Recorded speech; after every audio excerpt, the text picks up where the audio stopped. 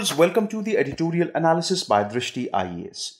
In this section, we regularly take editorials from various newspapers and news portals for a better understanding of various issues happening in India and around the globe. Dear viewers, in this section, we first try to link the editorial with our UPSC syllabus. Then we go analytical in order to understand some key points and at last some important concepts. Dear viewers, we truly hope that you like this initiative taken by Dristhi IAS and your feedbacks are important for us. So kindly feel free to give your important feedbacks in the comment section. So without any further delay, let's commence our session. Dear viewer, this video is available in Hindi as well. If you wish to watch it, please visit our Hindi YouTube channel, Drishti IAS. For your convenience, the link for this video in Hindi has been provided in the description below.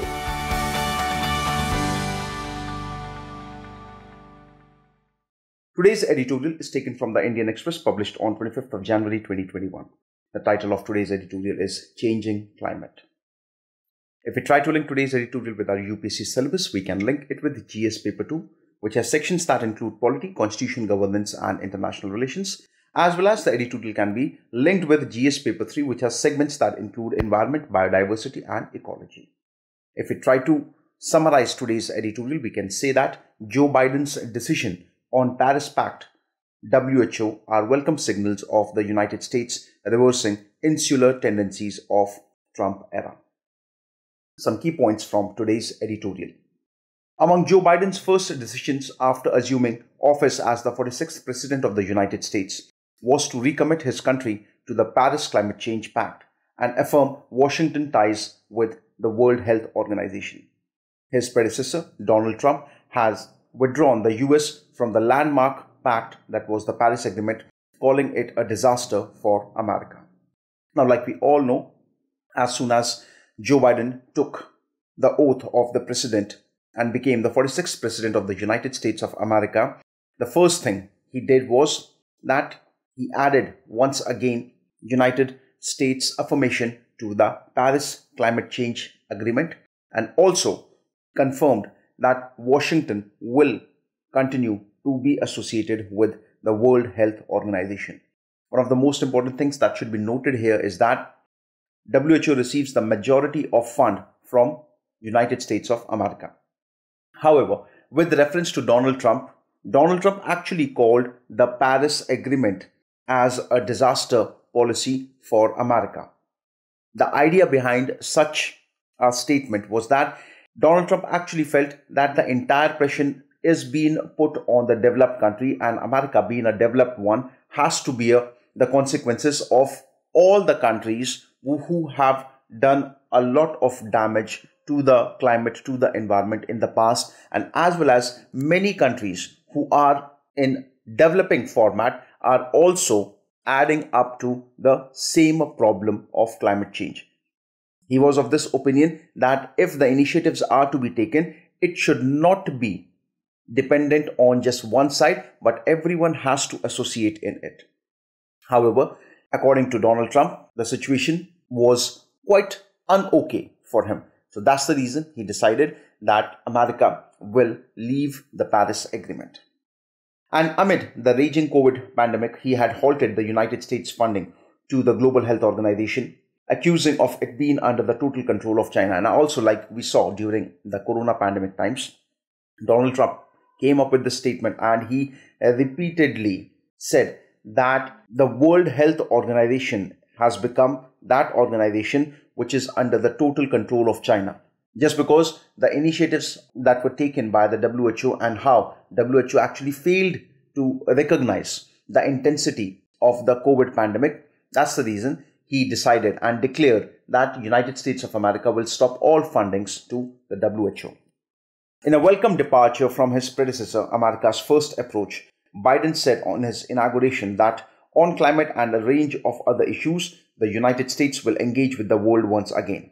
So unlike Joe Biden's predecessor, Mr. Donald Trump, who was of this approach that America should be isolated and there has to be a policy named as America First. That means everything that has been taken, every decision that has been taken should and only be for the favor of America. And America has to be isolated from the rest of the countries. However, with reference to Joe Biden has said that Whether it is climate or some other issues, the United States of America has to engage with the entire world once again. The United States withdrawal from the WHO, scheduled to take effect in July, would have drastically affected the finances of the global health body. Nearly 16% of its budget is financed by Washington. See, one of the most important things, one of the decisions that was taken by Mr. Donald Trump was that he stopped the funding of WHO and also declared that United States of America will be leaving the World Health Organization. Now, this actually became a cause of concern for WHO because as far as the funds are concerned, nearly 16% of the total funds received by World Health Organization, they come directly from America. So definitely it's quite true that World Health Organization must have faced some challenges, some issues with reference to the stopping of the finances. Likewise, the cessation of the world's second largest GHG greenhouse gases emitter would have jeopardized the Paris Pact objective to keep temperature rise in this century under 2 degrees Celsius compared to the pre-industrial levels. Now, that was with reference to WHO, and here also we should know that if we speak about the largest greenhouse gas emitters, so number 1 is China, but number 2 is America. So when America decided that they will be leaving the Paris Agreement, they are not accepting the Paris Agreement. So it might have come as a blow to the Paris Pact. The reason being, when world's second largest emitter is doing nothing, or he's not accepting the terms, so that the target which was set, the target that the Paris Agreement has set is to keep temperature rise in this century under 2 degrees Celsius. So when world's second largest greenhouse gas emitter is not a part of the pact and is doing nothing in order to stop it, so definitely it is something which is a cause of concern. The present scenario. Biden has not yet revealed the details of his administration's climate ambition, but if his campaign is any indication, America is likely to recommit itself to the voluntary emission reduction target that constitute the Paris Pact's bedrock. See, however, if we speak about what exactly are the ambitions that the Biden administration has seen, we don't have any clear picture of it as of now. But yes, if we believe what Mr. Joe Biden has said during the election campaign, it is quite clear that America is likely to recommit itself to the voluntary emission reduction targets. That means America will actually come up with a target and will say that by this particular year, we will reduce our greenhouse gas emission, carbon emission by this %. So it is quite likely that it might happen in any time soon. His $2 trillion clean energy proposal envisages an emission-free electric grid by 2035 and aims to make the United States a net zero carbon economy by 2050. See, this is the biggest thing. This is something which is to be noted. America, under Biden, they will be coming up with this plan, and also in many election campaigns, Biden has clearly suggested this thing that America will actually try to become a net zero carbon economy. Net zero carbon economy means there shall be no human-made carbon emission, and that will be achieved by 2050. After this election, Biden renewed this pledge and assured that his plan to build back greener will have special focus on the communities of color who have suffered disproportionately from the fossil fuel pollution. Now, also, one of the most important things here to be needed, Biden has come up with a pledge that is to build back greener. According to this, like whatever mistakes have been done in the past with reference to climate, all those mistakes will be taken care of. And this Build Back Greener program will have a special focus on communities of color, on the black people, because it has been said that the blacks are the one who have actually suffered the most. Now, you look at any continent, specifically I'm talking about the African continent. The development there is very less, it's very low. Also, their resources have been for a very long period. All their resources have been exploited. However, they are the ones who haven't received any benefit. So according to Joe Biden, his program of Build Back Greener will have a special focus on the communities of color. The new president's decision on health and environment are first step towards plugging the rift between the top global power and the rest of the world. See, during Mr. Donald Trump's time, there was a rift that was created by Trump administration between the United States of America and rest of the world. When America said under the America's first policy, so it actually meant that America no longer is associated with the rest of the countries and will absolutely be focusing on its own development.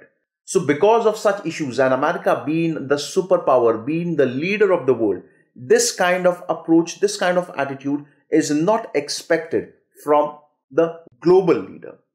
There are also recognition that national silos are ill-equipped to deal with almost all the crises confronting the planet today, whether they be melting glaciers, warming temperature, or notoriously infectious pathogens. Even as several global leaders, including the former US President, pandered to insular tendencies, the pandemic underlined that there is no escape from the global village. See, most important thing is to be noted here. That is, you cannot in today's world, like in today's global system, the world actually is a global village. Every country is connected with other countries in one way or the other. Now, if you're focusing on an idea or an ideology of isolationism, so that's not going to do any benefit. Rather, it's going to hurt you a lot. And that's exactly we have seen during the corona pandemic as well. Now, we have seen that the pandemic, it wasn't in just one country or one particular continent. The pandemic spread like anything and it covered the entire world within no time. And during such distressful times, there is a need when the entire world is working against it together. The future ahead. Borders did have to be sealed as an emergency response to the virus, like we have seen that all the traveling was closed, travel bans were actually put on, and people had to go through a lot during the coronavirus pandemic.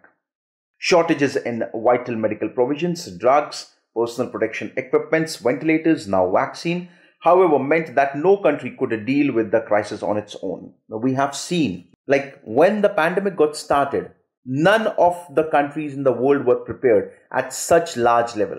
We can boast about any countries. We can boast about Spain. We can boast about Italy, that they have got a tremendous medical facilities. But remember, when the corona was in its initial stages in India, it had actually taken a very huge form in the European countries, especially Spain and Italy. These two countries are said to have one of the finest medical infrastructure in the world. Yet, they weren't prepared. And there were several issues that we saw during the time of corona. So corona pandemic has proved one thing very clearly, that none of the countries, if they are trying to fight against anything alone, are actually capable of doing it. At the same, the questions raised of globalization, including those by Trumpism and its variants, cannot be put off by the change in the White House. Similarly, some of the policies that were introduced by Donald Trump and some various other ideas that were actually created with his own ideology, they are also to be questioned, they are also to be checked. We have to see that whatever changes Trump administration has made, Joe Biden has to do a lot of damage control if it really wants to bring America back to the same glory what it used to have before the Trump administration.